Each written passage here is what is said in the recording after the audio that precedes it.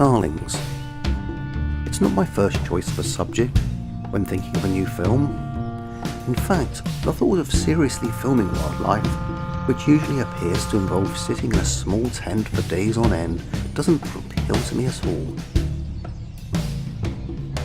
But when a natural phenomenon appears literally outside your window, then perhaps the subject should be fully investigated.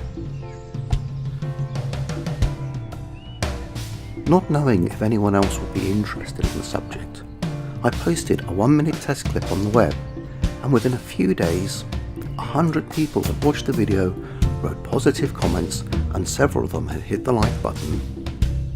One man, a self-proclaimed gentleman explorer, wrote, "What an incredible capture!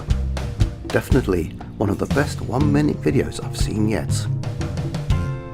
It would appear that this fine fellow is not without influence, and within hours, thousands of people had watched the clip.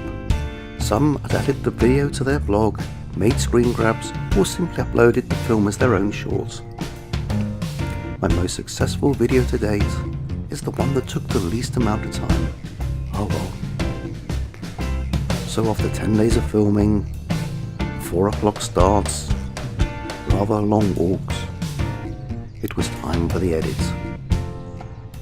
Okay, so it was 4 in the afternoon, and I probably didn't usually leave till about 4:30, and I guess I was quite often home by 5:15, and the longest walk was, well under 10 minutes, and quite often I just shot from the balcony. So, back to the starlings. Take a moment to think.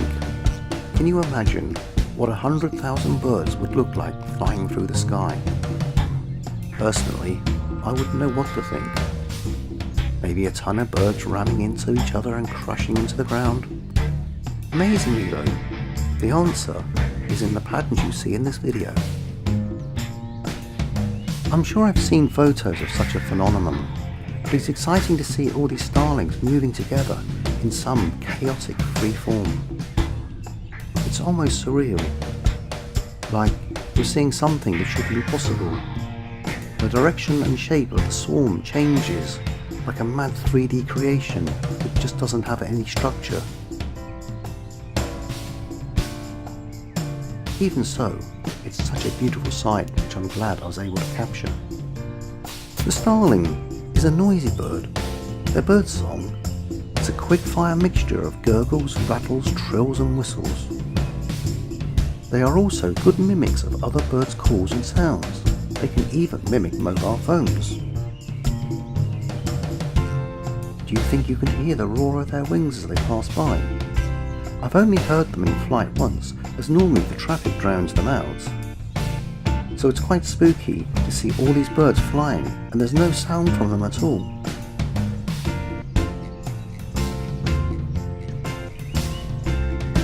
But when you can hear them, they make a sort of whooshing noise as they pass overhead. The sort of noise effect that is used too often on the TV to add drama or tension.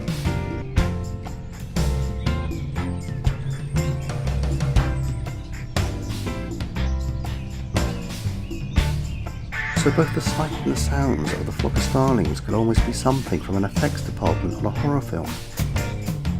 Somehow it all kind of looks fake. So, as the last train from London pulls into Poole Station, the commuters are thinking about the final journey home. The starlings have already settled down for the night.